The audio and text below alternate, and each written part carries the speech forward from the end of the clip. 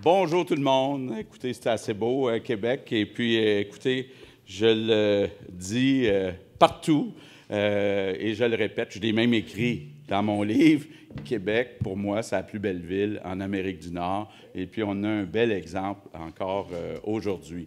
Puis, j'aime Québec, mais Québec nous aime aussi. Vous voyez aujourd'hui, la plupart de nos députés sont là. Je pense qu'il en manque un ou deux. On a eu une majorité des comtés de Québec qui ont voté pour la coalition Avenir Québec. On a 3 députés aussi dans Chaudière-Appalaches. Donc, on peut dire qu'on a une communauté de pensée avec les gens de Québec. Ce qu'on se rend compte à Québec, c'est qu'il commence à y avoir une espèce de révolte des contribuables. Je pense que ça a commencé ici à Québec, mais ce que je sens, c'est que c'est en train de s'étendre ailleurs aussi au Québec, cette révolte des contribuables. Les gens ici à Québec là, sont, comme moi, allergiques au gaspillage et il y en a beaucoup au gouvernement du Québec. Puis peut-être que les gens de Québec sont mieux placés que n'importe qui pour voir ce gaspillage au gouvernement du Québec. On l'a dit à plusieurs reprises depuis le début de la campagne, il y a comme un lien de confiance qui s'est brisé entre le contribuable puis le gouvernement du Québec.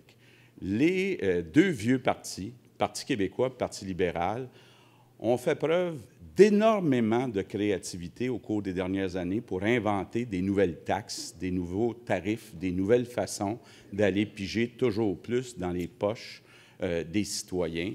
Puis, je pense que les gens, évidemment, sont tannés de cette situation de fer. Et il faut être capable, à un moment donné, si on va arrêter de piger dans les poches des contribuables, il faut être capable de faire des choix. Il faut avoir la lucidité de choisir les bons projets, mais surtout le courage de refuser les projets qui ne sont pas prioritaires. C'est ça le défi qu'on a comme politiciens, c'est ça que la coalition Avenir Québec a de différent à offrir que les deux autres partis.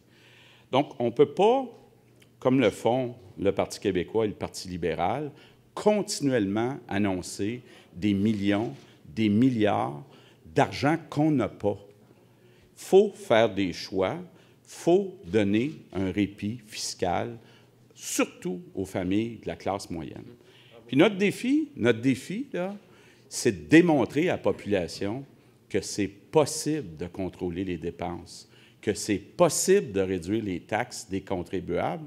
Puis moi, j'en fais ma priorité. J'en fais un combat, je vais le répéter, ça va être encore plus clair que lors de la dernière campagne électorale. Moi, là, je peux vous dire, il n'y aura pas de surprise, il n'y aura pas d'excuses. Si je suis premier ministre du Québec, dans 4 ans, il n'y aura plus de taxes scolaires. Il n'y aura plus de taxes santé. Les familles auront 1 000 $ de plus dans leur poche. Ça, là, je vous le garantis personnellement, et on va y arriver. C'est possible de le faire.